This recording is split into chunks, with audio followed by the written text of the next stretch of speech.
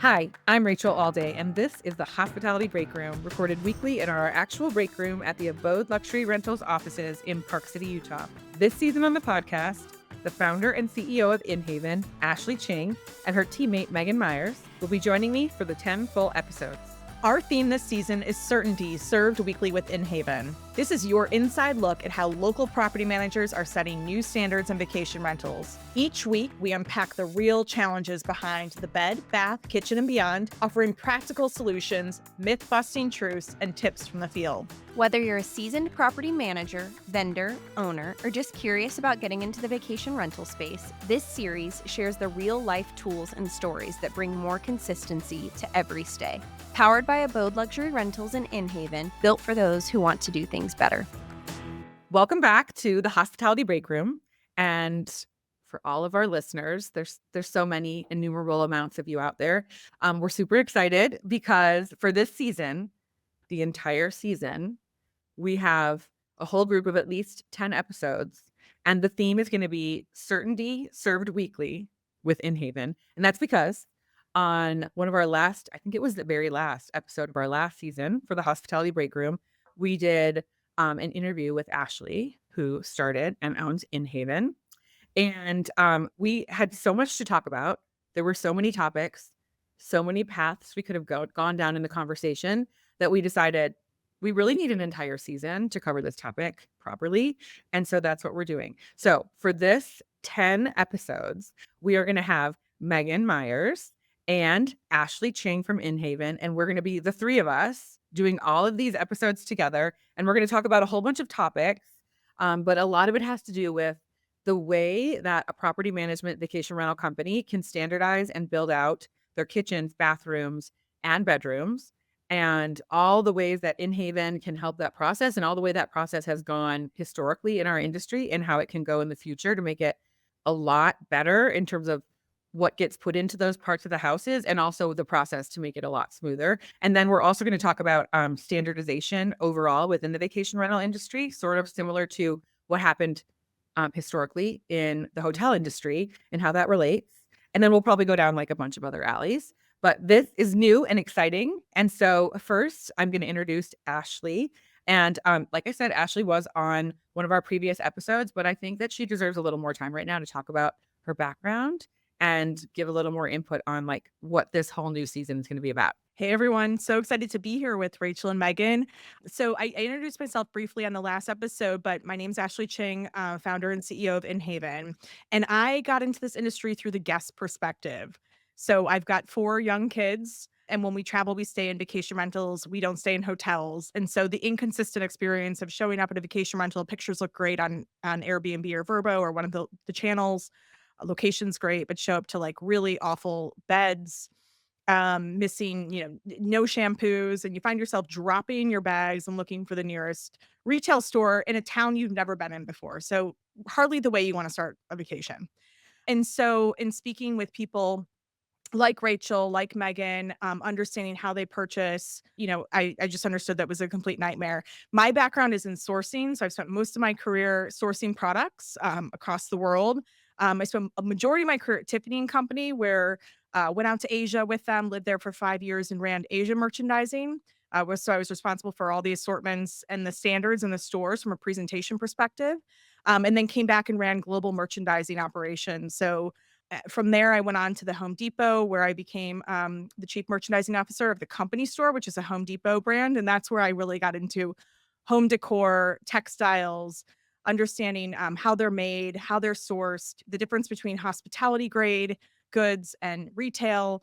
And so that's where I come. I come from a sourcing background, and that's how I got into this industry, and helping our property managers and owners source hospitality grade products that will last a lot longer than the retail, and making the choices of choosing these products very simple. I think it's so cool.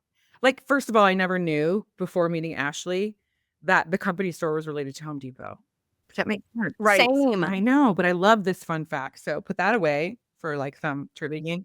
And then also, I feel like the concept of the fact that hotels can get goods that are created for that commercial purpose that can last longer, but like at the pricing for bulk purchasing and stuff. And the fact that our industry doesn't have that, or not until now with Inhaven did we have that ability. Like that's amazing. To me, those are two like showstopper moments. Like just Yeah. Like hotels and restaurants are not going to Costco and to Amazon to source their goods. They have professional supply chain solutions with professional products that just last so much longer, so much more durable, and end up, you end up saving a ton of costs in the long yeah. run. And So for all the property management people that are listening, which is probably like I said, it's probably millions of people in the industry that are listening right now at this moment. Um, I think a lot, like a huge percentage, I'm sure the majority don't know that like we have an option now to purchase goods with commercial fabrication and also at pricing meant for bulk pricing.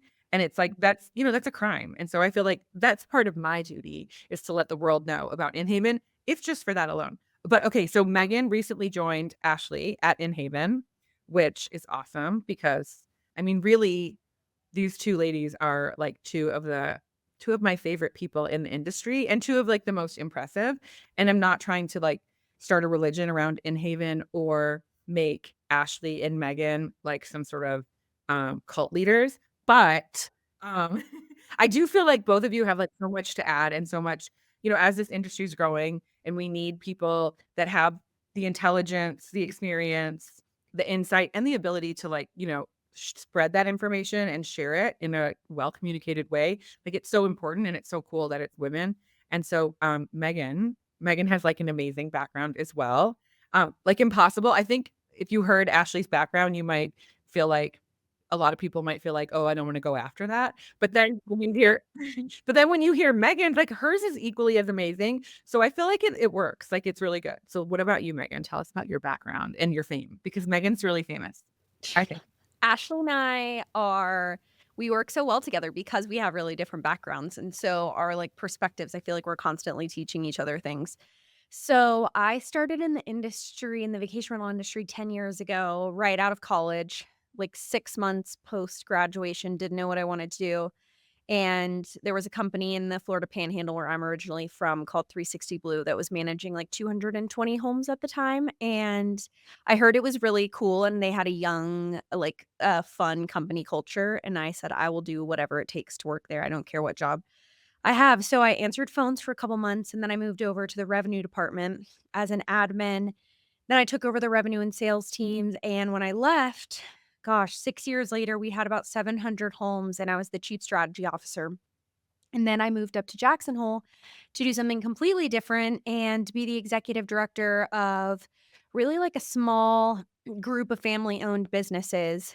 And the largest, primarily being a vacation rental company called Outpost that had about 250 homes. So I did that for about 3 years before Ashley and I had already been working together on the Inhaven side. And I started a podcast called Workflows and Espressos. I was trying to think, Which I is like think my a little favorite. over a year That's ago. my favorite podcast. For real. It's so great. good. It's really just people that listen to both are like, I thought that I only had hear your voice once a week. And now you're telling me I have to hear it twice a week. They're so I know, Um, like they're excited. I know it. yeah. So Ashley and I honestly became like industry friends and we were a customer over at Outpost, and I was just really impressed by Inhaven and believed in the mission and what they were doing, and had also never worked on the vendor supplier side. And Ashley and I started talking, and there was a really natural fit there in a lot of ways. Just my experience from the PM side and what Ashley was doing over at Inhaven and the change that Inhaven is making to the industry. And so in January, I officially started with the team and I'm head of growth. So it's been like 3 months, which is crazy to think about. And then on my very first day, I said, Ashley, I'm so excited to be here. I'm going to need 3 months off because I'm pregnant. Um, and she said, that is absolutely amazing. Congratulations. And that is when I knew that I was in the right I place. love it. So I'm so excited to be here with the two of you ladies. You're two of my favorite people in the industry. And I can't wait for the next 10 episodes. It's gonna be good. And I do think it's important to note that we are all moms or almost moms, and we're all married ladies, and we're all, executives or owners of our business. And I think it's really cool that we're in an industry that has so much of that. We're not the only women-led podcasts right now, right? Like in our industry, there's other ones, and that is so freaking cool. And so I'm just glad that we're doing this together and we can be a part of that zeitgeist that's happening right now, and that we all have so much in common, but also like so much different background that we can bring to this discussion, which is like incredibly current and necessary at this moment in our industry. Okay, so Wow. go ahead, go ahead. I was going to say, this is crazy. This is a fact that I learned today. I don't know if you guys know this. 60% of the short term rental industry is made up of women. Dave Kraus told me that today, and he said, hey, a lot of those people are moms and wives and have huge personal lives outside of work. And the fact that the majority of our industry is made up of women, I thought was so interesting. And I never knew, like, I had a feeling there was a lot of us, but I never knew like the exact figure. So interesting. So before we started, I said I might like go off on these tangents. I'm going to do a really quick one. And that is that like I went to the IMN STR conference. Were you guys there too? I can't remember. No. Okay. This was like, I don't know, a few months ago. And it was really interesting because there was also another IMN conference like in the same hotel at the same time, like in the conferences next door. And when you had to kind of walk through that other conference to get to the STR one, short-term rental STR. And it was about money lending. And it was all men, all men. There were not like maybe there were one or two, and it was, I don't know, 1,000 people or whatever it was. And it was shocking. And it felt so unnerving to walk through this, like their hall with all their vendors. And it was just like all of a sudden you would look up and be like, I'm the only woman in this huge room with all these people. And so I do think that we sometimes forget how lucky we are to be in an industry with a lot of women, and that there's enough women and enough women leaders that like there's multiple podcasts led with a bunch of women. I think that's really cool.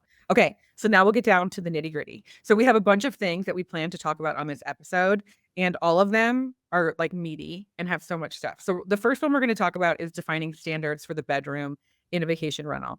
And so there's a challenge that we brought up, and that challenge is like from our Abode perspective, right? From Abode Luxury Rentals perspective, the challenges of the bedroom products and why we want to standardize those. And so Inhaven sort of came up with a proposition and how they really helped our team to get through this process, which, 17 years we were messing around, throwing spaghetti at the wall, and Inhaven has really helped us corral all that in and figure out what works and how to get it done efficiently. So I'm going to let you guys take it from here, go to the next steps on this part of the discussion. Yeah, I think and when we talk about like defining standards and how we work with the boat is first, I think you have to think about for your businesses, or if you're an owner, think about what you want to standardize across your portfolio of properties. I think some people just standardize really the sheeting and the linens, but like what about the pillows? And that can, bad pillows can lead to really bad sleep experiences. What about the protection, like the mattress pads and encasements? So I think you have to think about like what is part of your program, what you control versus let outsiders bring Like in. you And I mean don't know, versus like letting the homeowner keep their old. homeowners bring into their own homes, like what are property manager controlled versus homeowner? And I guess, do you guys, what are your thoughts on that? I mean, I know Because there's a I lot had of so much fear about that. Like in the beginning, I used to say, well, we can't switch out all the pillows because it'll be too expensive or the homeowners won't pay for it. So we'll have to eat it. And I mean, I'm talking like 12 years in business that we wouldn't force it. Although I would end up going to, at the time, Bed Bath and Beyond and literally filling my Suburban with pillows so that we would have all these good pillows when our cleaners would find gross ones that we could replace them, but that we were like eating the cost. And it wasn't until Inhaven that we had a process where we knew we could start to update all the pillows and have a way that we could make sure we were charging the homeowner, and have a way that we would make sure that we could explain how that would work to the homeowner so they would agree to pay for it. Because before this, logistically and operationally, we didn't have the bandwidth to organize it properly or communicate it properly to get the approval. And so then you're eating it as a property manager, or you just don't do it because you can't eat it. Well, it's so easy. Like, as a property manager, if you're not getting bad reviews or complaints, it's really easy to be like, okay, well, then this can wait because I have 500 other things that are on fire right now. And becomes a point where like that's not enough anymore. And I think as our industry has professionalized really over the last like 5 years, post COVID, I would say like that hasn't been an option because guests are complaining more and more and more and being more vocal. Reviews have more of an impact now than they ever had. And so I don't know, like it's just, I tell Ashley all the time, like from a property manager perspective, your margins are like 6 to 10%. You are so focused on cost, you're so exhausted all the time, and you're putting out fires constantly. And so it's really hard to think about like being proactive about anything. And I think it kind of comes with stepping back and saying, like, what type of company do we want to be? And do we want to just be like good enough? Like, if no one's complaining about it, does that mean that it's great? Like, probably not. And I think this goes back to the hotel industry, and we'll get into this in like a later episode, but it was a very simple change that the Westin did when they introduced the Heavenly Bed, but they suddenly drove a lot more demand because guests knew that good sleep was no longer a luxury, it was a standard, and they knew that when they showed up at any Westin hotel, they were gonna get great night's sleep. So wouldn't it be so cool if guests knew that when they booked a vacation rental, they were gonna get a great night's sleep, and maybe that moves more of the market share towards the vacation rental industry and away from the hotel industry, because a lot of people don't book vacation rentals because they just don't know what they're gonna walk into. Yeah, no, totally. I think, for me, the catalyst with a company like Inhaven and what you guys have done is that the piece that the vacation rental company couldn't do was to take the time and create the process. Because most of us, we're mom and pop shops, right? We're smallish, small, like really small or smallish. And there's nobody big that's doing a great job, right? So everybody is at least under medium. And so in those kind of companies, you're not overstaffed. So you don't have the bandwidth to have someone go create the process to make this kind of standardization in the homes. So you can only ever be reactive because you don't have a process with which to be proactive because it's complicated to come up with what Inhaven has done. So when Inhaven gave us this process wherein we could have a better way to communicate why we need new pillows, have a better way, like good pricing and better pillows to sell, and have a better way to handle the process with tracking what pillows we bought, charging the homeowner for what they've approved. Then all of a sudden, the fear about not getting approval from the homeowner or having them mad at us or having to eat the cost ourselves, that's done because now we have this process and framework to work within, which to me is the magic of Inhaven. And it's all the parts and pieces that, make that actually work. But I mean, to me, I don't know what you guys think, but that's the secret sauce is like, there's this part we couldn't have done on our own because we just would never have the time to do it. And we don't know how to make software and stuff. And so Inhaven gave us that. And now we have success. You know what I mean?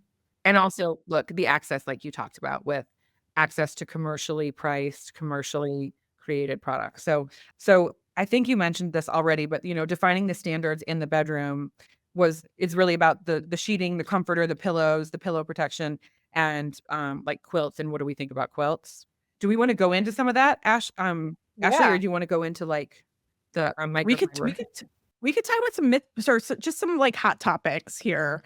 Because one thing Megan and I hear over and over again is, what is microfiber? What's the difference between microfiber and cotton blend sheets and cotton? Megan, I don't know if you want to talk about your experience coming from the property management world.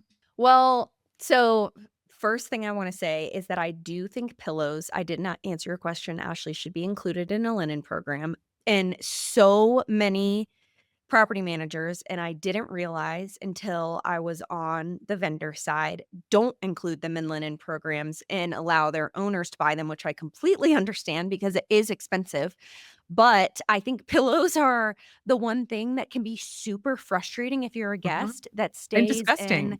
one unit. Yeah, it's disgusting. And like I remember before Outpost had completely standardized, I would come in and I didn't live here yet. So I would come and stay in different rentals. And I remember there was one time I stayed like purposely in both of the bedrooms because I just wanted to like test out the sleeping experience. And it was like completely different. And I remember being like, this is ridiculous. I'm staying in one rental that is one company, and I stayed in one bedroom, and like this my experience was like an A minus, and then the next bedroom it was like a C plus.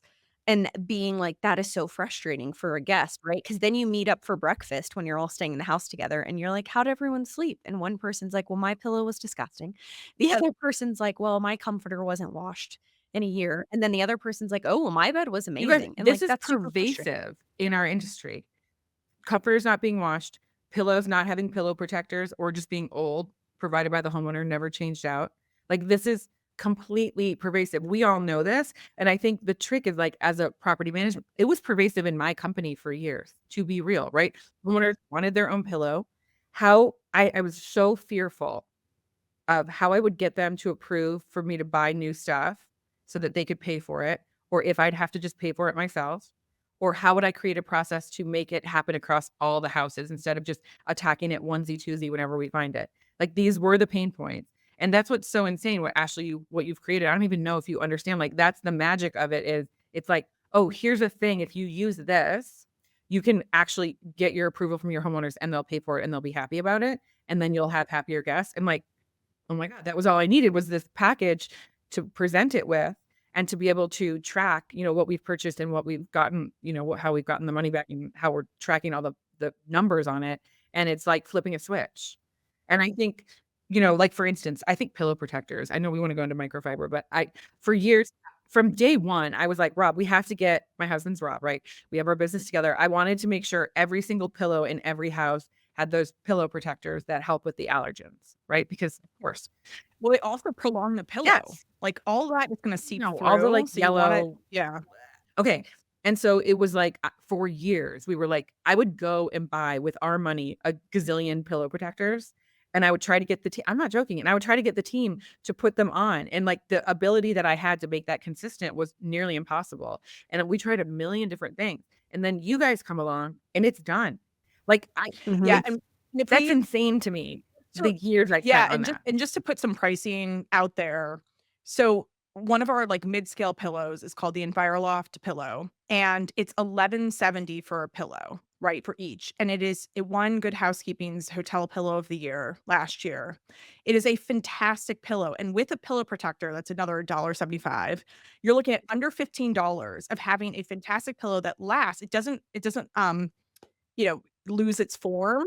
It lasts 3 to 5 years, and you've got a great sleep that you don't have to worry about. Like once it's on the bed, it's gonna last. It's not something that you need to replace yearly and filling up landfills. So you're looking at a pretty cost-effective way of ensuring a great night's sleep. Yeah, I'm pretty sure when I was going to Bed Bath & Beyond, there were no pillows that were like $15 or under. I'm pretty sure everything was like $16.99, $19.99, $29.99, right? Like, I don't know. And that was And there's like, we've talked to some prospects that, talk about like $4 pillows. Like, do not buy those either. Those are going to, you can't even make a good hospitality grade pillow for $4. So those are things that are just going to end up in the landfills after, 4 months, or your guests are going to sleep really poorly on them. So education point too, right? It's like right.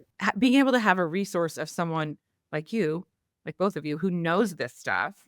So it's like when I'm like, I think we should really do pillow protectors, and I don't know how, and I don't know which pillows to pick to buy bulk. And then someone comes in, they're like, here, we did all the research. We know which ones will not flatten. We know which ones have the best like lasting, life. We know which ones are the most approved of people testing them out. And we know how to get them at bulk pricing. And we know how to get pillow protectors at bulk pricing. And we can package it all and give you a way that you can tell this to your homeowner, and they're going to say no. It's like, oh my God.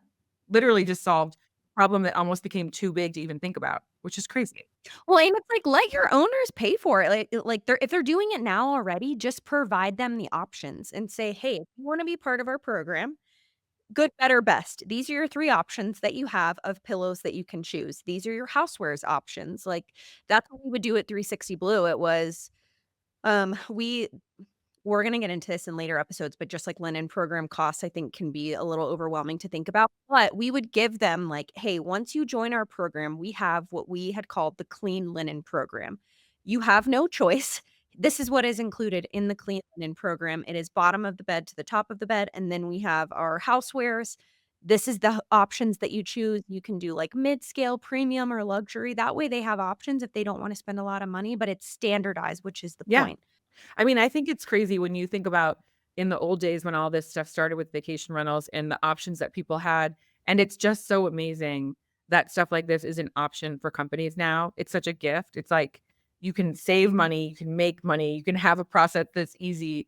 Like, yeah, I'm a little jealous of all the people that have started in the last couple of years. Okay, so the next thing we were going to talk about, so the standards we've been talking about for this episode were based on like the bedroom. And so like I said, it was sheeting, comforter, pillows, protection, like pillow protectors and pillow and mattress protection. And then we were going to discuss quilts too. But the next thing on our list was the microfiber versus cotton blends.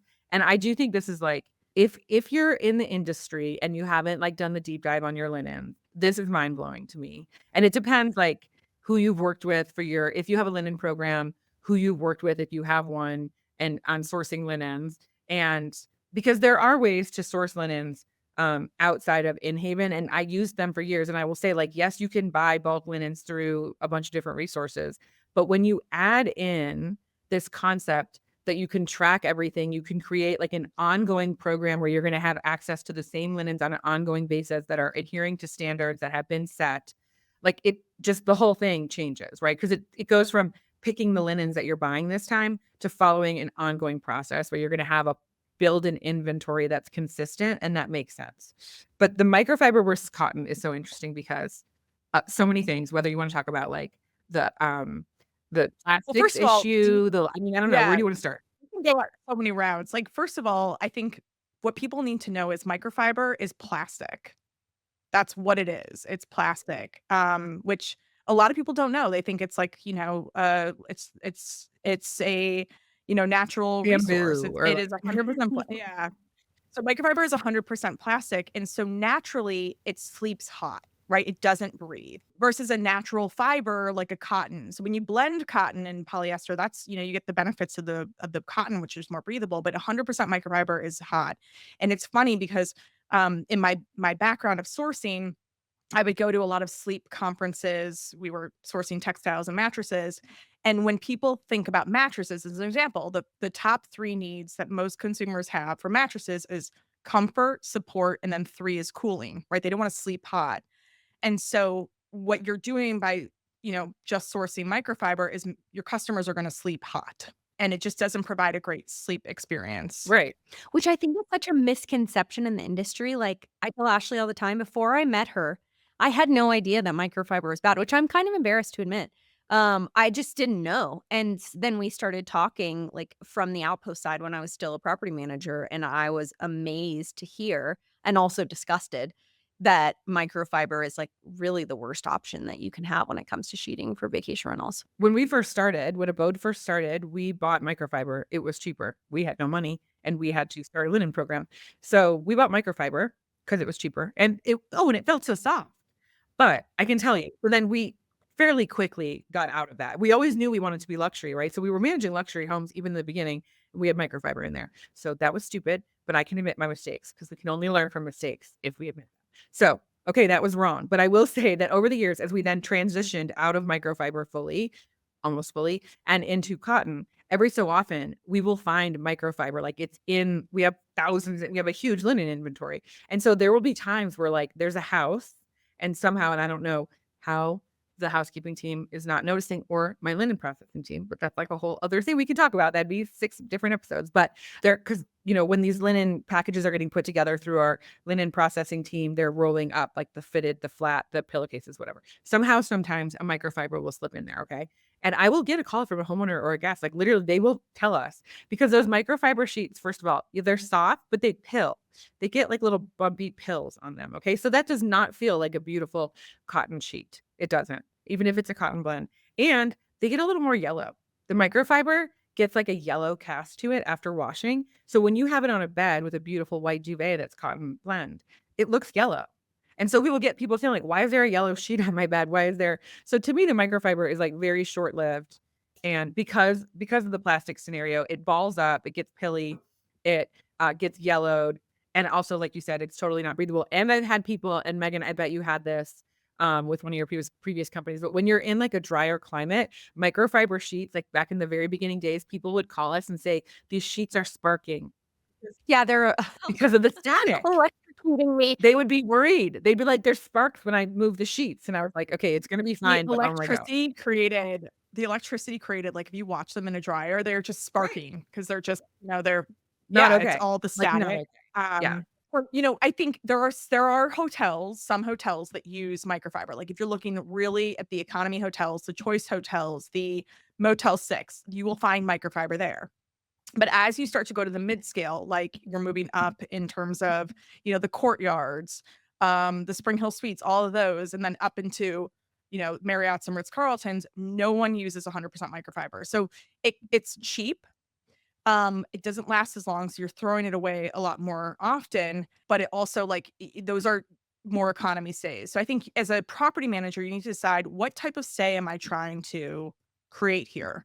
Am I trying to create an economy stay, or am I trying to create something mid-scale, upscale, premium? Well, and also, like, as a property manager, you're gonna be thinking about a lot of the conversations, I think, that come up in the topics that Inhaven deals with. There's a lot of money. There's the side of it about what you're offering to the guest and the homeowner and the comfort, sophistication, level of luxury, all of that. There's also, a big part of it is the cost to the company and or to the homeowner, and also how you're gonna be able to get the homeowner to approve, right? And so, to me, when I think about microfiber, the cost is cheaper, but the lifespan of those are really, really short. And so the turnover on that is way higher. When you have like a quality cotton blend sheet, then I think you get more life out of it. Actually, they don't do all the pilling. They're way more durable. So for most hotels are doing a 60% cotton, 40% polyester. So the 60% cotton provides that breathability that gives a really great sleep experience. While the 40% polyester provides that anti-wrinkling. So it and the drying, quick dry and whatnot. So that combination of at least getting a cotton rich, we call them cotton rich in the textile industry, where you have at least 60% cotton, 40% polyester, is really a nice blend. That can work for most people. I think on the when you talk about linens too, like one of my favorite things that I learned, and I did learn this from, there's a really cool guy that does for years he sold linens in the Mountain West to vacation rental companies and like small hotels. And he is someone who taught me like so much about the fabric that goes into nice sheets. Now, he didn't have the ability to bring us consistent product, so stuff would change over the years, and he didn't have the ability to build out a situation where we could tell king from queen. We can talk about that later, not just based on that thread, but other ways.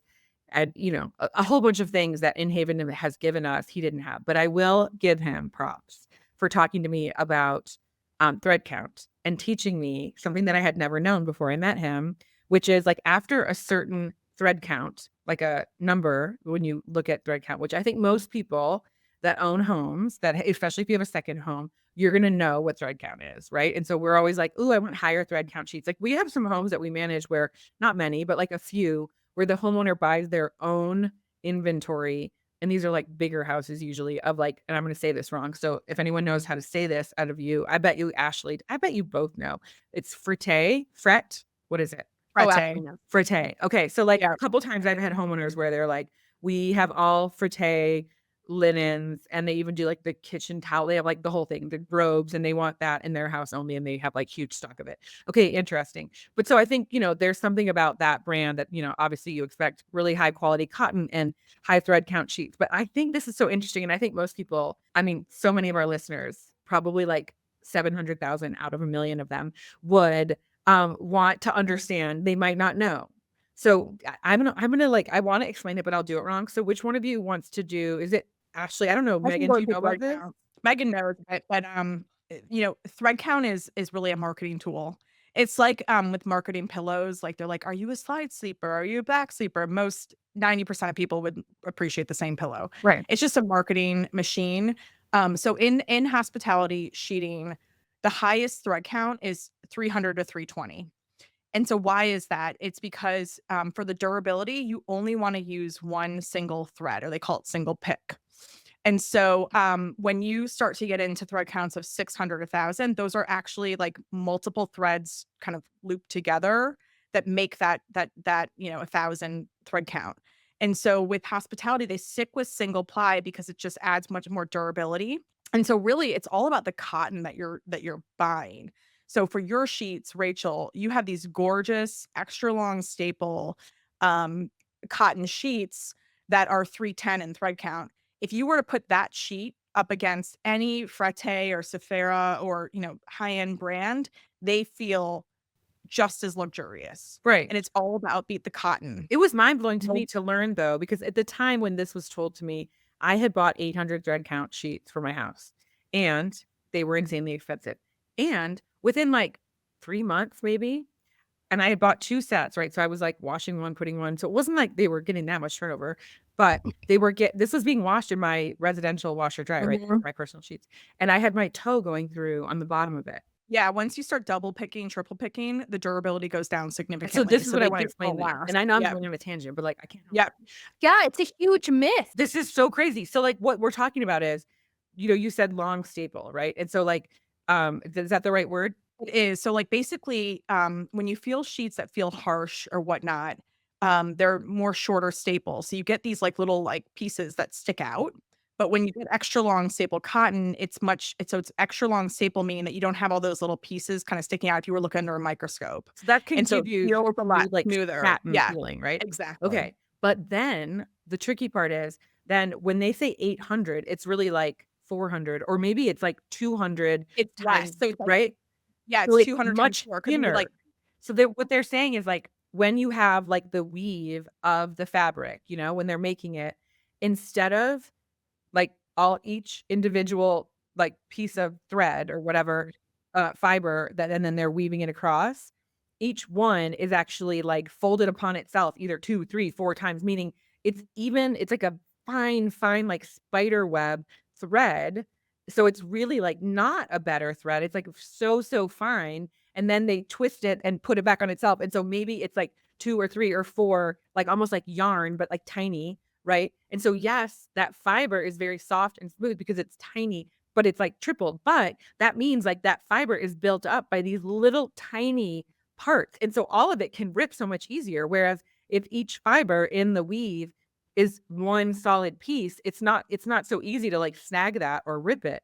And I like literally had found that in my personal life when this was taught to me. And I think it's really interesting for homeowners to note because for me, like we deal with luxury homeowners, they just want the highest thread count possible. They're always asking, like, what's the thread count? And when I tell them, they're like, and I'm like, all right, I'm going to teach you about fabric now. And so I think it's really cool for property managers to understand, to take the initiative, or don't even take it, just like talk to Inhaven because they'll tell you this, learn this stuff because people are going to have misconceptions that they're going to think one thing is better than another. And when in fact, your best option is in the 300s and having like some blend, and that with the long staple can create that soft and satin feeling, but be more durable and not have the ability to snag and break so easily. And so I think like these are, if you're going to own a home and you're going to rent it out, or if you're going to manage homes and rent those homes out, like these are important things because they're going to come up. It's just like how toilet paper and saying like, oh, I'm just going to get, the best toilet paper that's available from this supplier. That's why like your guests care about certain kind of toilet paper. So you have to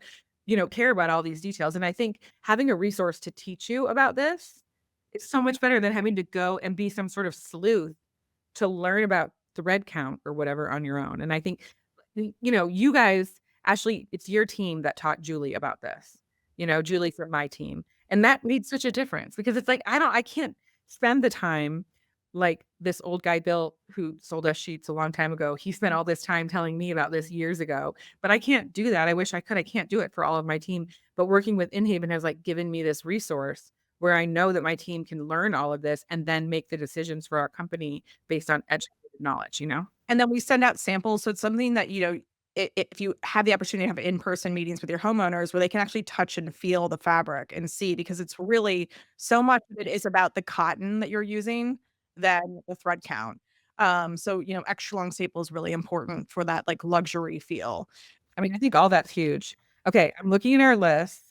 So we talked about the plastics because I do think, okay, one thing about microfiber, if you're using microfiber, and this is something that Ashley taught us, is like, there are those little tiny microparticles or whatever that come from washing anything, whether it's like your fleece jacket, but your microfiber sheets, and you're putting more microplastics into the ocean with microfiber sheets. It's like, I know this might not be everyone's deal breaker, but I think that's important to note. And then let's see, the next thing we were talking about let's talk about commercial grade and this new concept of availability for commercial grade products at bulk pricing for vacation rental companies. We've touched on this a little, but I do think this is such a freaking game changer. It feels like something that was kind of keeping us all smaller and not maybe able to scale as easily and not maybe able to make great processes when it comes to standardizing the bedroom because we didn't have access. And so we had to just hodgepodge stuff together. So do you want to talk about how, like, what you guys have been doing to help with that? Yeah, it's bringing commercial grade products to this industry, bringing the products that are available to the hotels, restaurants, to the vacation rental industry, and especially as you think about linens and you think about pillows and whatnot, these things eventually will end up in a landfill. And I think if you were to buy into commercial grade goods, they just last twice as long. So if you're looking at commercial grade sheets, for example, they'll get 100 washes out of those sheets versus retail. If you buy like Amazon basic sheets or any retail sheet from Macy's, it's about 50 washes. So they're just tested. They go through, they're really tested for commercial grade machines. And they're meant to be washed multiple times a week versus a retail sheet, you're assuming you're washing them once a week. So they really hold up. Pillows last 2.5 years versus a retail pillow will start to break down after 6 months, especially used in a hospitality setting. So I think it's moving to hospitality grade goods or commercial grade goods, but you're also going to see a lot of cost savings there because you're just not making all the replacements, Right. as frequently as possible. Well, So it's like in a We restaurant. compared it Oh, go to ahead. we compared it to Forever 21 and Oh, Anthropology yeah. today, where like I used to only shop at H&M or Forever 21, and I think I probably ended up spending more money in my early 20s than I do now shopping at Anthropology and Reformation because I can buy a shirt that will last me 5 years versus like my Forever 21 or H&M shirt would last me like 6 months. And it's under this guise of like, well, it's cheaper. I'm saving money. Look at all I got for $100. And you're like, well, you actually have to replace all of that. So it's going to be Don't get it $1,000. wet. It will dissolve, like Yeah, it's exactly. a Watch it little. one time, in Yeah. fact.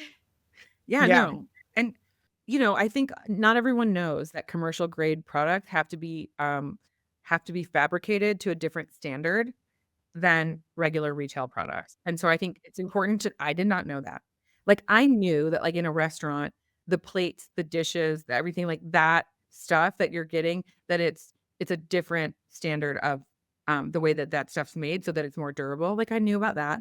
And I of course knew about hotels that they had like commercial, but I just never even realized that like there could be an option for us to have commercial grade, whether you want to talk about the bedroom or the kitchen or anywhere or the bathroom. And so I think the fact that we can learn now as an industry that these products with more durability are available, that we can have access to them. Ashley's the one that taught me that there's a company called, what was it, like Avalara or the company that Oh, does Avendra. Avendra. Like this was mind blowing to me too. Like, so for listeners, like Avendra is a company that the main company that provides like all the kitchen, bath, bedroom, all those kind of items that hotels need. That's where hotels go to buy that stuff. And Avendra has standards already set for different tiers of hotels. And then they would buy whatever is like pre-approved for that tier, which would be amazing if we could do that in the vacation rental industry. And I feel like that's what you guys are working on. But the fact that, you build a hotel or you own a hotel or you're running a hotel and you can go to this source and you're going to get these goods that are pre-tested, pre-certified as being durable and of the standard that you want to work with, that's insane. Like just think we've never had anything like that. And now to me, that's what we're going to with this, like with Inhaven is like, hey, there's a way where someone's figured this all out and you just have to go to them and they can tell you what you need and they'll get you good pricing. It's like, oh my Yeah, God, it's a 3 years I no-brainer. spent in like Home Goods and TJ Maxx and talking with random Yeah. suppliers. It's like, I think, and there's so many people that are still out there doing that. Yeah, I mean, think of places that are hard to get to, like Jackson, for example. At Outpost, like we were driving 2 hours to Sam's Club or Costco or a larger Target, like, or using Amazon, which takes 5 days to get here. Like Prime isn't really even a thing in Jackson. And for last minute items, that was really hard. And it was like all retail. So we didn't want to like stock up on a bunch of bulk stuff because it was so expensive. And I think, prior to Inhaven, individual property managers didn't have the buying power to go to these wholesalers and try to negotiate relationships. And like that take like Inhaven has hundreds of relationships that it takes years to cultivate and, carefully pick out every single SKU that's going to be a fit and make sure that the pricing is good and the products are good enough to bring to market for customers. And so the fact that like vacation rentals now have an Avendra type company, I think is like huge I just don't think everyone progression. realizes it. And that's why I feel like I Yeah. think this season is so important of the podcast. I just feel like we need to like sing it from the rafters.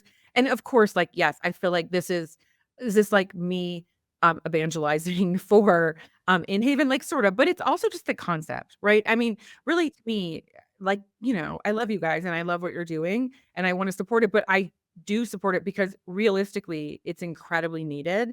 And it's, I think, unfair that people don't even know that this is out there for them, because I myself for years would go shop all the TJ Maxx stores I could go to, before we got Home Goods in Park City, and I would go find all the white linens, retail white linens. I would, and then we would have Your this poor Suburban was wacky stacked every serious. weekend. You guys, like, I did that, and I know there's so many people doing that, and that stuff wasn't lasting, and so now I have this resource.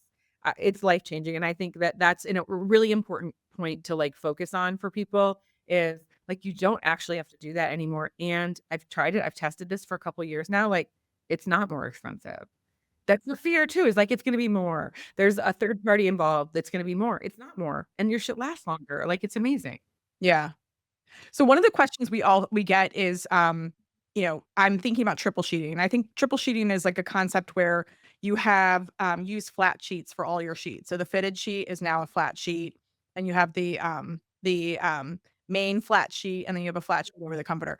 And so it's the idea of triple sheeting. And a lot of people come to us and they say, really think about triple sheeting because then it, reduces the SKUs you're buying into. You just need flat sheets. And so, what do you guys think about triple sheeting? And I know Meaghan, you have some thoughts on this. You go first, for the Meaghan. vacation rental industry. I hate it. I've never done it. We've never done it. Horrible. Well, I'm sorry, but you both have husbands, okay? So when I'm sleeping in a bed by myself and I roll out the next morning, it's basically untouched except for that little sliver. If I am sleeping in a bed with my husband, which is every night for the most part, right? Especially if we're in a hotel that's triple sheeting, we wake up and I'm sleeping directly on a hotel mattress. And that is foul. It's probably me that would be like that in our relationship. Wrong. It's absolutely disgusting. Like the idea of triple, to me, it's like somewhat lazy. Yeah. But I also think it's like under the guise again of like it's being easier. And I think it requires, like Ashley and I talked about this, like it requires more training, which is really hard.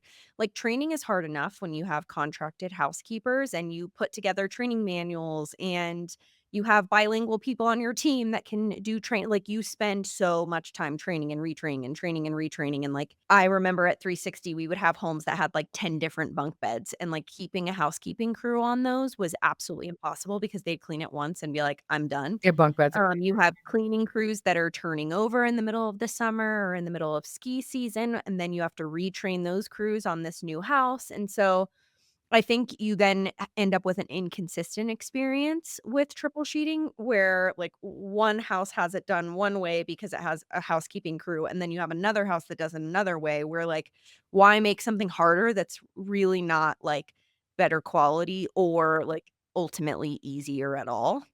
And like the way that sheets are packed in general, like it doesn't matter if you're buying into multiple SKUs, the beds are packed and like saran wrapped. Here you go. Here's one bed. Whether it's like a flat sheet or a fitted sheet, it doesn't matter. It's like still handed to you in the same way. Yeah. I mean, I think that from like a hotel perspective, when you've got housekeepers going in and out of the hotels every day or every other day out of the rooms and they're able to remake the beds, that's one thing. So I think they can do triple sheets. But with vacation rentals where you might have longer stays of 5 days, your guest isn't going to know, or most guests don't know how to remake a bed with triple sheets and get frustrated. no, you're So right. Without daily housekeeping, triple sheeting is kind of crazy. And Yep. I feel like triple Touching sheeting, the middle part. right. To me, the gross part about triple sheeting is that the comforter is exposed a lot. I do think that's gross. And the way triple sheeting was brought up to us over the years, all these years, like it was definitely like, oh, it's more European, it's more high end, you should definitely be doing it. And we never did it because honestly, when we first started, we couldn't figure out, for all the reasons Meaghan said, really how we could make that work. And we didn't think we could get enough housekeepers that could get that because we were going to switch all of it, right? It was like all of it or none. And so we were pitched on the high end nature of triple sheeting and that it's better because you just have all these sheets and you don't have all the other components. But for me, it was always an exposed comforter, which in our industry, I think is hard because, for us, that's part of our program with linen. But, comforters are hard to keep perfect too. And there's a whole thing with that. So for us, we found we had more longevity with our comforters when they were put into like a comforter, like a duvet cover, right? Sorry, when we had more longevity with our duvets with a duvet cover over them, for the insert. And so that's part of it. And I feel like there was like an era where triple sheeting was being pushed. And I feel like that passed a little while ago. I don't know if you guys have sensed that. It's like not a thing anymore as much. Or are Totally. you finding that it is? No, we get asked about it maybe like once every 10 10 calls with different Okay. customers. But Yeah. yeah, it's definitely a thing that some people are considering. So I think it's good. The other thing that comes up a lot, or more often than not, is like, I really like my colored sheets. Colored sheets, are a way, like, I can have the gray sheets on the queen bed and the white sheets on the king, and then the brown sheets on the twins. It's a way that my housekeeping team can tell the Are difference. there companies that are doing that right now? Yeah. I would say Whoa. more of the like hosts, you've got under 10 Okay. Okay. rentals, Okay. less of the professional property managers, but it still comes up that, people want colored sheets, colored towels. No, sir. No, ma'am. No way. White Yeah. is associated with cleanliness, I think, and color just fades so much. And I think what I have found talking to these like host style managers is that they are just starting out. They want to grow, but they're afraid to approach homeowners because they're in this like growth mode. And so they would rather just take the home and do the colored sheets than not have a property at all. Where I find that, like, owners like this professionalism and standardization from the very beginning, where you say, like, "Hey, I know we're just starting out, like, we have a clean linen program, or we've developed a linen program with Inhaven, and this is, like, what that entails." It is not like, it's so much harder to have those conversations down the road because then the owner's like, "Well, you've let me do it for 3 years. I don't understand. Why does it have to change now?" That's It's truth. I've funny you lived that. It's like actual truth for me. Like that. Yeah. I lived that fear. I'm gonna always be saying this way too much. You're gonna be so sick of me. Like even within the next 3 episodes, you're gonna be like, don't say that anymore. But like I feel like I learned I don't want to operate my business out of fear. I do not want to make decisions out of fear. That does not go well. And so what you're talking about is someone operating out of fear, which makes sense. It's scary to start a business. And if you're just getting going, there's fear. But the trick is like, this is where I feel like people like us who have experience, like I can say with experience, I lived in that fear. I dealt with some of that crap from people with their linens and towels. And what I learned was 100% you're right, Meaghan. Like going from the beginning and coming in with a well organized, well executed program, which really realistically can sometimes only happen if you have a company, a partner, a tool to work with, like Inhaven, where you have the resources where you can present properly. You can actually like, keep the standardized thing that you're offering to the client, and the pricing and all of that can have like a long tail future, right? Like you have the ability to repeat that consistently over a long period of time. But when you have that, 100% it's always better to do it in the beginning, and 100% it does not make anyone happier. Your relationship with the homeowner is actually not better in the short run or the long run if you say yes to colored sheets in the beginning. No one's making more money. No one's spending less. I mean, like I've done it. I've done all the variations on it hundreds of times each. And so I think it's cool because we could talk about this all day, but without the proof, it's just talk. And so it's like, no, I did it. I've done all that.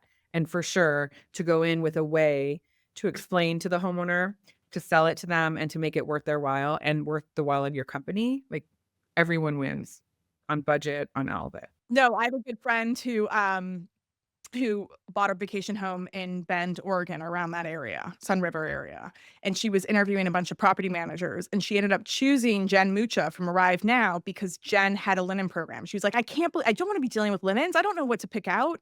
I don't want to deal with this if I need to replace a pillow. And she's like, I chose Jen because of her linen program. Right. Well, but even if Jen is talking to someone who's not excited about a linen program, the trick is if Jen has the information, right? If she has the information in order to explain confidently why this is better. And it's not like a linen program is not making us money as vacation rental people. So for any homeowners that might be listening, it's like, we're not like making, I mean, you can make some money, but this is not like your main source of revenue, right? Like a property management company is not just like their main source of revenue is not their linen program. Okay. So what's happening though is like you're making everything more efficient, standard, better for the guest, cleaner, more consistent, all of that.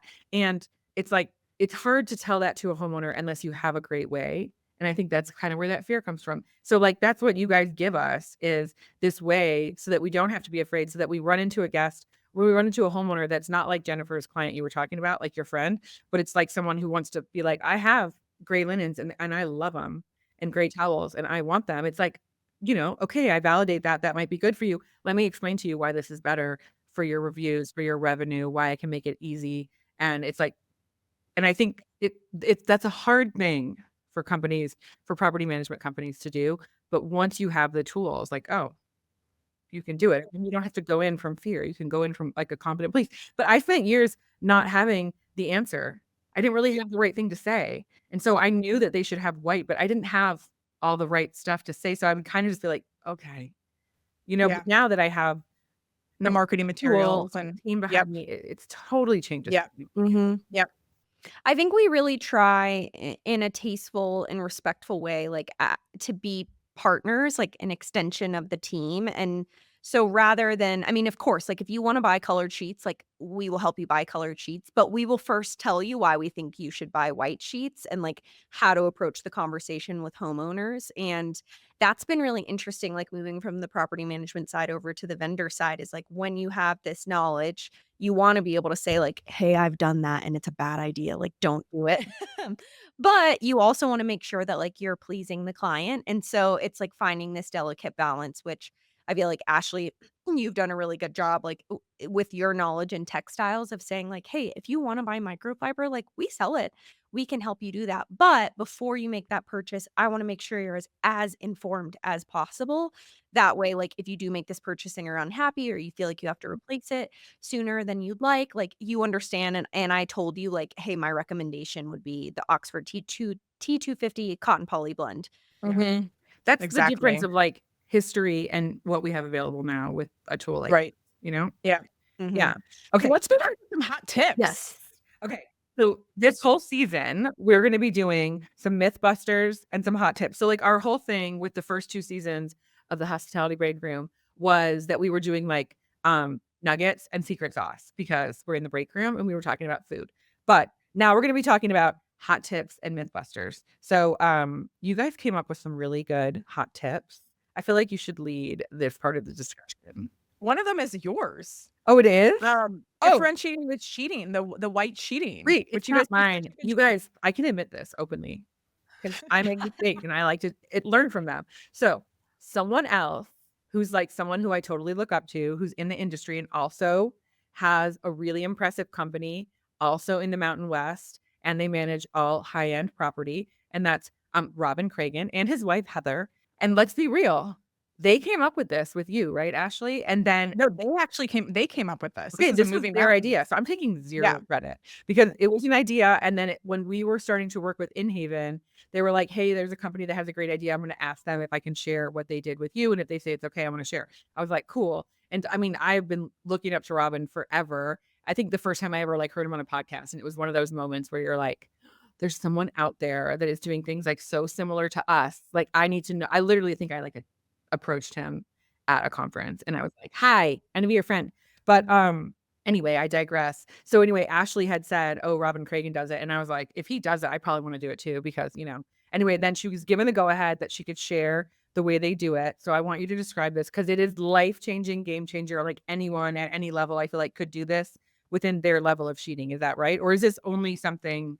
No. You can do it at any level because there's different quality tiers. But it's basically if you want to maintain white sheets, but you need an easy way to communicate with your housekeeping teams which white sheets goes on the twin beds, the full beds, the queen beds and the king beds. You can do this. And the way that we've worked with other companies is for the twin beds, you might have a narrow stripe sheet, white on white tone. The queen beds could be a solid white and the king beds could be a thicker stripe. So, visually, the housekeeping team can easily identify which sheet goes on which bed. And that's, on top of what comes with most hospitality grade sheeting is the color hem stitch. So you've got the color hem stitch that you probably never noticed in a hotel, but if you were to turn over the sheet, you'll see a light color hem stitch. So green could be king, red could be queen. And so that helps the housekeeping team identify which white sheet goes on which bed. This further enhances it by differentiating it with the design of that white sheet. So it's been like amazing because it's like for people that can't picture it, like how is it all white, but it's a stripe, but it's like that tone on tone, like shadow stripe. Like the white is like maybe what you would think of as like a shadow stripe. And then even like the check is like a tiny check, but it's like shadow check, if you know what I mean. Like we do a micro check on the king beds. So it's just like the way it's woven, the way that some of the threads in the fabric are like floating over whatever the weft and the whatever. And so anyway, so to me, it's like in a room, it looks totally solid white, but it's just like a very subtle difference in pattern of the fabric with the stripe versus Right. the check. And then, yeah, it's like game changer with, whether it's your housekeeping team that's maybe picking up sheets to go to the houses, or especially with your, linen team that's doing your linen processing and packaging, like Meaghan was talking about, each bed worth of linens together, they can just match up. It's insanely amazing. And I will not take credit for that hot tip. That was Robin Cragen with Moving Mountains. Moving Mountains. Okay, what else you got? So some people really try to minimize the number of SKUs for pillows. So they try to rationalize the SKUs and they say, let's just do all queen pillows on the twins, queen pillows on the queen beds, obviously, and then queen pillows for the king. So it's one pillow and it's one pillowcase across all of your beds. And you could do all king, really, I guess. You could just do like We all did king. that at 360 Blue. We had kings on everything. Yeah. Yeah. And so Yes. I think like that can help. Look, it also does create a little drama. Like, let's be real. Because I think sometimes like people I've talked to about all queen will be like, how can you not have king pillows on a king bed? And even within our own company, like we'll have debates on this topic. But I do think for standardization purposes, it can be amazing. So much easier. Yeah. One size pillowcase, one size pillow protector. Yep. Okay. What else? Do you want to talk about full versus queen beds, Meaghan? Yes. So, number one, I don't know why full beds still exist. Thank Can you. we just say Agreed. that? High five. I think that I want to start a movement to no longer have Me full too. beds. It's like pennies. We don't need these anymore. Yes. Just end it. Kind of like a penny. Yeah. Did either of your kids sleep in fulls? No. I don't believe in full beds. Yeah, I think it's silly. Yeah. Because of that, I think queen sheets on or queen bedding on all full beds is the way to go. Like, it doesn't make sense to have full or double size. What if a full sheet got accidentally brought to a house with a queen bed? You can't put that on there. Yeah, which is way more likely to happen than to just like standardize it with Yes. queen. Skip it. First and foremost, you should phase out your fulls. Yeah. No one should have. To me, it's enraging when someone has a full bed in their house and they want us to manage their house. And I'll like, if they're, whenever it's like, what should we update before we rent the house? I'm like, no full bed. Who wants to sleep in a full bed? And two people sleep in there, Tell and you're them. like, That's what? not happening. So that's basically a twin bed. So Yeah, out that right, goes. agreed. It's queen. And actually, I mean, a lot of times I feel like there's no reason for queens. It should be all kings or bunks. But that is a story for another day. Yes. And so another question we get is encasements versus mattress pads. Do I need both? And the answer is yes. So encasements are really for your bed bug proof, mites, all that stuff. Like They go describe an 360 encasement if people don't know what Yes, it's like it's a pillow protector for a mattress. So it goes all the way around the mattress and you put it on once and you forget it. But it will protect that mattress from any weird, gross things getting on the mattress.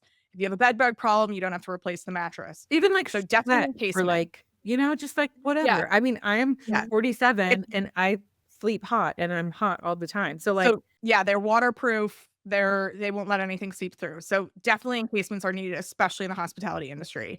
And most so in like humid environments. Please, like if you're down south, invest in encasements. And they're not that expensive. Mattress pads are your risk mitigation. If your owners refuse to switch out mattresses, mattress pads add a bit of comfort. So for sure, a mattress pad is great, especially as your mattress pads are aging, that just add comfort to that sleep experience. I can tell you, I'm going to say which company it was. So I hope I don't get sued. And if they do sue me, I hope it's just me and not you guys. But I stayed in a Vacasa property 2 years ago and master bedroom, really nice house, like really expensive. It was like one of the nicer houses in the market where we were, Amelia Island. And we were there for like 2 weeks, at least 10 days. But I think it was like somewhere in between 10 days and 2 weeks. A long time I was there. Okay. And then the day we were leaving, one of my kids got in bed with us and then peed in the bed. Okay. So like, I'm also admitting in this discussion, I'm going to be self-deprecating. That happened. And so I pulled the sheets from the bed, right? Because I was going to wash them and the mattress pad, of course, because I'm like, oh, I don't, and there was no encasement. So first of all, if the urine had gotten through the mattress pad, which I'm sure it did not, but no encasement means it would have gone on the mattress. And guess what? There was no encasement. And so that would be gross enough until I pulled back that mattress pad and there was a giant blood stain on the mattress. That's The so gross. horrifying feeling after sleeping in that bed, like, I'm like, "Did someone die here?" Yeah, Also, you're like, no. was this murder? What happened? Also so disgusting. Also, I spent over $1,000 a night, I forget how much, but it was a lot. Like, oh And my Amelia god. Island too, the bed bug like Oh my Yeah. god. Okay. Yeah. And so literally it was like, I came home from that trip and was like double checking with my entire team. Are we good on like, what are we doing here? Because like this could never happen in any properties that we manage.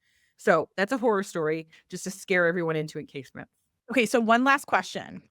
Meaghan, when you were a property manager, Rachel, how often do you wash your pillows? Not very. like that physical pillow.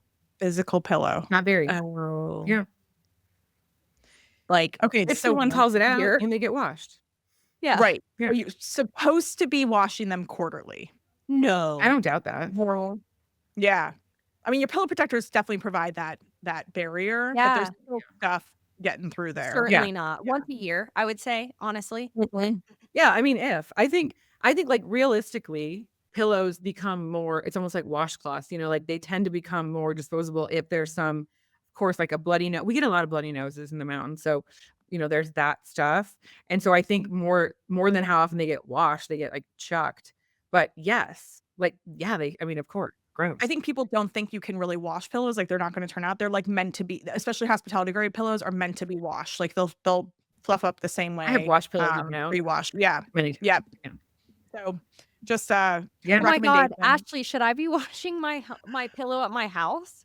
I mean, Technically quarterly. yeah. You're gonna have a kid and then they're gonna have the whole potty training stage. It seems really far Yeah, away, yeah, but yeah. even You're it's not- like You're not tomorrow. gonna quarterback. and you'll be I'm gonna washing lay your my pillow. head on my pillow tonight and be like, okay. Well, when you have a protector, you're so much better off. Like I learned that somewhat early on, but like I said, implementing pillow protectors across your entire portfolio is really difficult until Inhaven came along. And it's like that does save you because before pillow protectors, pillows were like white, yellow, like don't even look at old pillows, like or someone's mattress without a cover. And we should note that Meaghan has 15 new pillows in her house because Oh my one of god. our vendors sent us, they were just onboarding a new vendor. They sent us 5 pillows, 5 different types of pillows, and they sent us one in each size. So I don't, people that can't, sorry, I'm going to show you. Oh my gosh. Ashley texted me, don't open the boxes. Oh my gosh. My That's husband insane. FaceTimed me. Ashley and I were actually in Park City, and Okay. he was like, hey, what happened here? And like panned the camera, and it was like a tower. Like it took up my whole like front door. Like you couldn't see out the Yeah. front door. And yeah. Clark is not happy about Meaghan joining Inhaven. Yeah, the garage is a little more full than it was when I was a property manager. Because you have So all we the test all samples, these is that products. Yeah, they're all samples. why? Oh my god. So we can Yes. test them and make sure that we're okay bringing them on and whatnot. Yeah, yeah. So yeah. Fun. Anyway, yeah, if you're looking for pillows, we've got some. Okay. They know what they're talking about. I'll They're mail 'em out currently to you. testing. Currently actually testing with the people on this actual podcast. Okay, I love it. Yes, exactly. Okay, we got through so much stuff, but we still have like Yeah. a couple more things. Do you want to just finish Sure. this last? Okay. We just have to talk through kind of like, okay, so what does it look like to work with Inhaven with your linen program? And we did this with Rachel's team and the Outpost team. So we send you samples. So you can sleep on them, wash them, stain them, try to do anything just so you can see how they react. We create custom pages for you, landing pages, so you can share that out not only with your internal teams, but also with your homeowners to purchase. So I know Julie uses that a lot for That's been a huge game changer. Like, and so for people listening, if you're hearing me and you're like, why? What is she talking about? Like, I do feel like, and at the end, we should talk about this a little more, but like, the point here too is to start this conversation and to dig into like the nitty gritty, but also to make the information more widely available so that anyone can reach out, whether you want to talk to me and hear my experience, or your best bet is to reach out to Ashley or Meaghan and to get, the detail on how this all works. But that part about having this white labeled page, like a web page that you can send out to homeowners and you can share like what you're trying to explain to them, or you can go in person and show them too. But like that is part of that game changer secret sauce I was talking about. Like to me, that was the up leveling thing that changed the game for us, that gave us the The ease of confidence and buying. the ability to communicate it and explain things in a way that would help the homeowner to easily understand why they should do this, give the approval. It just took the fear out of it. I mean, it sounds so simple, but It looks so much more professional than like a spreadsheet with broken links. It's free to use. We don't charge for that stuff. So we just want to help you better communicate to not only your internal teams, but your homeowners. The other thing that we talk about in this, with linen programs, especially if you're using commercial laundering or a laundry facility that, might be doing laundry for a bunch of different other companies and you're losing those linens, we can, for free, add your own branded label to the linens so that your laundry facility can easily identify what's Abode linens versus Instead of another the permanent company. marker in the corner. Yes, You instead know of you're doing this. marking. People out there, I know you're doing this. I know I did it. I'm still doing it. I have a pillowcase that is written in blue ink outpost on it. Yeah. Like And literally, like this is what happened. And we're finally switching, thanks to Ashley and Inhaven, to the tags. But like 17 years, y'all. Yep. We had stamps. We would do permanent mark. Like, oh my gosh, there's a way out. There's a light at the end of the permanent marker tunnel. Yes. And then we'll just talk about, in later episodes, like how you can create a linen program. Meaghan's got amazing pricing strategies there. So we'll get into that, but we work really closely with our customers on those programs. So yeah, it's huge. Like, I feel like we're talking about it. We've got into so much good examples and detail, but it still feels like I hope that people listening that haven't had the experience of working with a company like Inhaven, that are out there still doing it on their own, like most people probably are, I hope they can kind of get this like magic that can happen with the process of your linen program that is only like some small part of your business, but has so many parts and pieces to it and can become so complicated and so much work. And it's like, there's a way now. And I know I'm probably exaggerating and overdoing it, but it really has been so important to our business. And I feel like there's so many people out there who deserve to have this part of what we do be a lot more easier and not have to have the fear of like how you're going to handle it. I'm super grateful for what you guys are doing. And I hope everyone listening can get it. And I feel like people, the thousands, hundreds of thousands and millions of people listening, I feel like they probably have questions, because they're probably like, oh, that sounds cool, but tell me more. So it's like, I do feel like people should have a way to reach out. And so I hadn't asked you guys before we started recording, but like, are you going to share like your email, or how do you want people to reach out? Because I really feel like, I don't know if all of our episodes are going to be this way, but this one feels like, to me, if I try to picture myself like 10 years ago hearing this, I would have tried to find someone online and like call them for sure. I would have tried to be like, how do I talk to these people? And maybe that's just me, but how do you want people to reach out? Yeah, I mean, look at us as your partner. We're here to help you. So you can definitely reach out. Meaghan as MEAGHAN at Inhaven.com, or Ashley at Inhaven.com, and we can put this in the show notes, but definitely reach out. We're here. Jenny, a bunch of people on our team are here to help. Okay. So I mean, like, Inhaven has a full team. If you don't know this, they have like multiple people. Who is it that Julie on my team works with? I should know. Nikki. Oh, Nikki, right? Yeah. Yeah. And I've met her and she's awesome. Like everyone I've met on your team is amazing. And like, obviously, like my two favorite people are, on the team, and then everyone else I love too. Obviously, whoever you hire is going to be great. Just like at Abode, when you have like great people hiring, then you somehow end up with like this amazing group. So I feel like that's the Inhaven thing too. And I do feel like if there's questions, people should not be scared to ask. Because for me, in my personal experience, like the process with which, when we were first talking with Inhaven and we started to learn how this could all work for us, and we had a million questions. Like, it was me in the beginning, but really then it was just Julie, and Julie on my team is amazing. And she's been on a past episode with Ashley. But she, I know, like, talks to Ashley and her team constantly. And it's just been a huge growth for her. So like, this could be a growth for people on your team. It can be a growth for you. And it's just, I know I keep beating a dead horse, sorry, but it's such a game changer. So if you're listening and you feel like, oh, I kind of get it, but that would never work for me, like, you should reach out and talk to someone more. There's just so much assistance and efficiency that can come. I think it's like hard for someone that doesn't have a tool like this right now to understand how much better it can be. I don't know. That's how I feel. I'm sorry that I'm like that. I'm passionate about the things I like. Okay. I love it. Yeah. Okay, so did we get through everything? Do we feel like we got through everything? Yeah. Yay, I agree. Great. You guys, this episode, it says on the screen right here that it's been 1 hour and 15 minutes. So I feel like that's a perfect amount of time. And it might be a little shorter because maybe they'll be cutting out some things. I don't know. But don't worry, you guys listening. Whatever we cut out, we should do a blooper roll at the end. So like maybe after the 10, we'll do like one little short. It'll be me coughing the whole reel. You Or you can slightly show tough. you can show the pillow mound behind me. Yeah.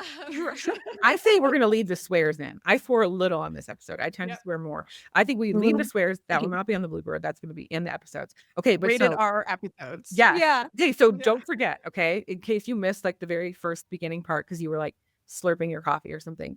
This is the hospitality break room, but we have a whole season dedicated to discussions with Meaghan and Ashley from Inhaven. And it's gonna be the like subheading on this, right? Like the whole theme of our season is certainty served weekly with Inhaven, which like so perfect. And so next time, I know you're gonna hear this episode and you're gonna be like, but please don't stop. I want more. Don't worry. There's 9 more episodes. So this season, the next episode is going to be defining standards for the bathroom. So today we talked about the bedroom. Next time we're talking about the bathroom. It's probably going to be just as densely packed with hot tips and MythBusters. So get ready. You could start like planning your schedule around when this will be released, which is on Mondays. And I think it like goes out in the morning. Helen's here with me, and Helen is like our podcast producer. So it's usually like before we wake up. So we're on Has to be start a Monday. So it's usually Monday mornings. Okay. So get ready. Like just see if you can distract yourself until next Monday. And thanks for listening. And please join us next time.